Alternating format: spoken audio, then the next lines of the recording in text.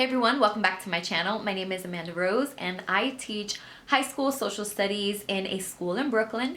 And as we all know, schools have been closing all around the country and my school as well has been closed. And I've had to deal with a different type of stress than I normally would during regular work days and work hours. But so I wanted to put together this video because just because we're not in the school building doesn't mean that we're still not experiencing stress. We are experiencing something that we never have before, right? At least for me, I've never had to do complete remote learning and constantly having to communicate through email or through phone or through Zoom. Like, so much of what we do is in the school building, and now for all of that to be completely removed but still continue with the amount of communication and to just be as effective is really difficult. And I don't know about you, but it is adding a different type of stress than what I experienced during the school year. So I wanted to put together this video, 10 tips on how to manage your stress while you are at home. I hope that this video is helpful for you. And if you have any tips, please make sure that you leave them in the comments below.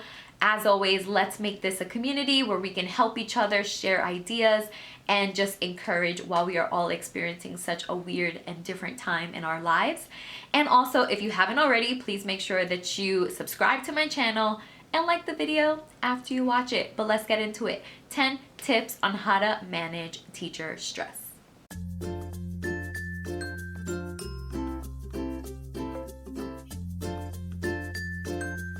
The first tip.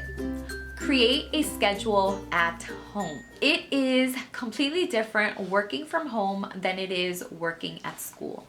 We already have our routine, we have our systems in place. I know at this time, this is when I can eat. At this time, this is when I can go to the restroom. At this time, this is when I answer emails. And now that we're home, everything is just all over the place. And so it's gonna be really important to create a schedule at home. These are the hours I respond to emails. These are the hours I'm going to be responding to students. These are the hours that I'm creating lessons. These are the hours that I'm gonna spend time with my family. This is when I'm cooking. This, whatever the case may be, but you have to create a schedule at home. Just winging it and going with the flow. Maybe for the first couple of days, you can do it, but I definitely believe that long term it's going to be really hard to sustain if you do not have a schedule that you can stick to while you are at home. So that would definitely be my tip number one to alleviate some stress. Make sure that you create a schedule that works for you while you are at home. Tip number two, close your email after work hours.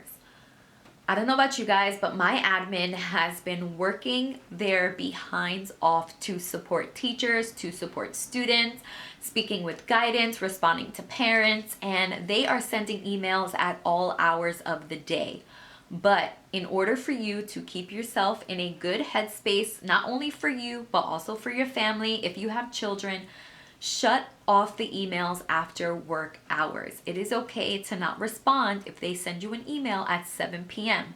You'll get up the next day and you'll respond. But you really have to make sure that you are setting boundaries when you are at home and responding to things that are work related during work hours. Tip number three, find different ways to support your students. I don't know about you guys, but I've learned very quickly that so many of my students rely on me verbally explaining things to them.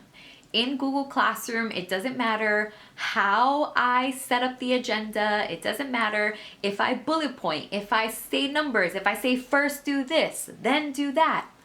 I always have students that are like, I'm confused, what do I do? So you may have to switch it up. Maybe a written and also a verbal explanation may be necessary. You can take out your phone, you can record a video, you can go into the voice memo section and you can just verbally say what it is that you are expecting from your students, and you can upload that file onto Google Classroom.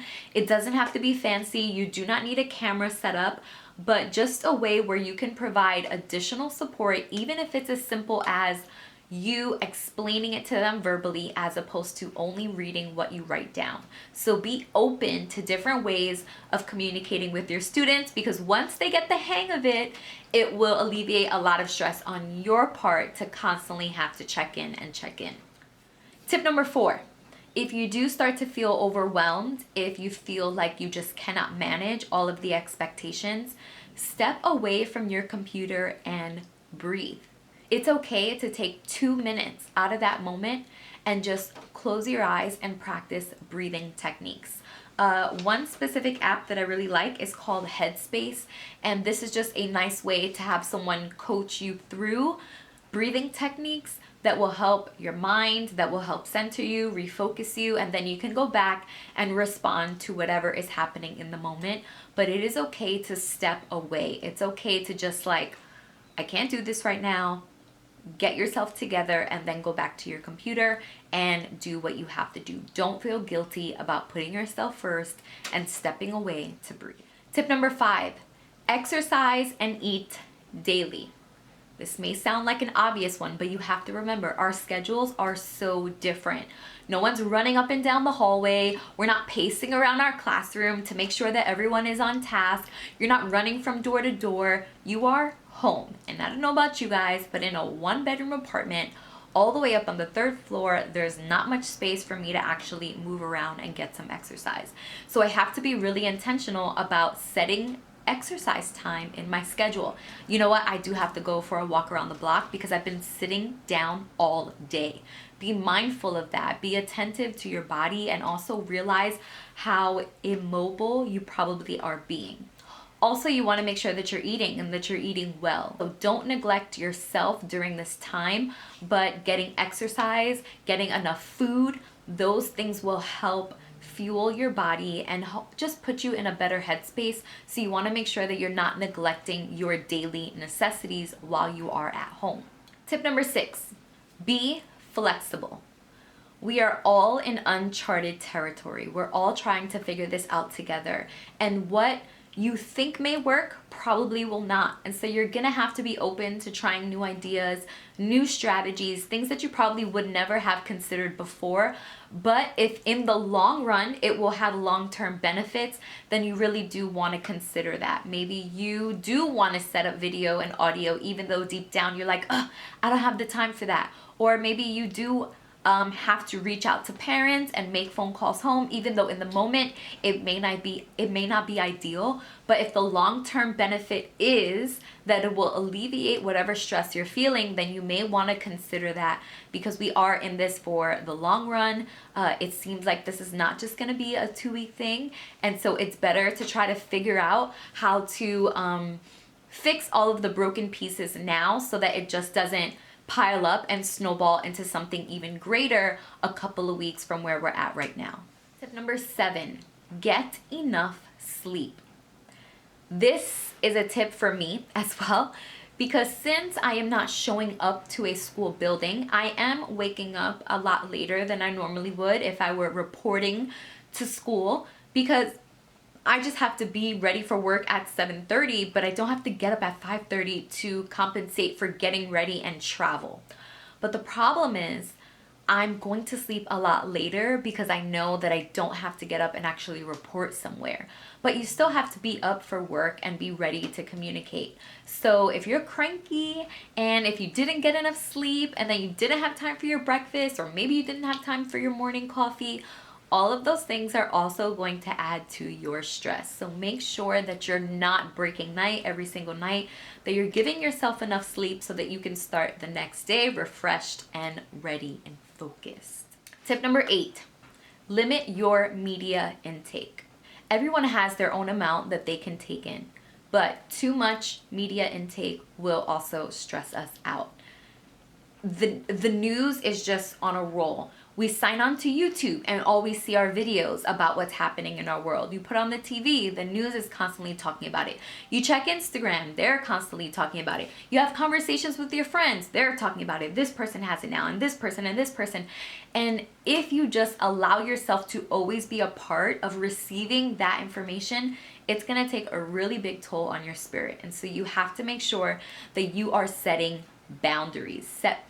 Turn off the TV at a certain time, or maybe play some music, but be mindful of how much media you are taking in, because that will also affect your stress, right? We're already stressed about our job, but the truth is we're still having to worry about everything that's happening in the world. And so those are two really big pieces of change that we're experiencing right now. And so you have to control what you can control and limit your media intake so that you can just stay as focused as possible. Leads me into tip number 9. Only worry about the things that you can control. There's so many things that are out of our control right now. We cannot control if our students are logging in or not. We cannot control what they're saying on the news. We cannot control the changes that our government is making, but we can control how we respond to what is happening. And so only worry about the things that you can control. Create a schedule, make sure that you're eating, make sure that you're limiting your media, go outside, go for walks, spend time with your family. These are the things that you can control. It makes no sense worrying about what is out of your control. Only control what you can, and then try to create some structures to limit how stressful those things really are. Last tip, accept that things will not be perfect. It just is what it is. We don't know what we are doing, right? Like, we don't know what we're doing. We're trying our best, but we don't really know what we're doing. We're trying to do the best that we can. And the thing is, I feel like a lot of us as educators are perfectionists. We want to get things right. We want to continue to improve, and that's okay, right? It's just who we are, but we also have to accept that it's not going to be perfect. Every kid is not going to accept our Google Classroom stuff. It's just not going to happen because we have never experienced this before. And so just throw everything out the window as far as expectations, roll with it, and just continue to do what you can do as an educator. Continue to be supportive to your students, but know that this is not an ideal situation for any of us, And so just accept that it won't be perfect, but continue to do your best, and your best will be enough. That's pretty much it. I hope that this video was helpful. Again, as I said, please share in the comments below what are some tips that you use when it comes to de-stressing at home, and I will see you guys in the next video.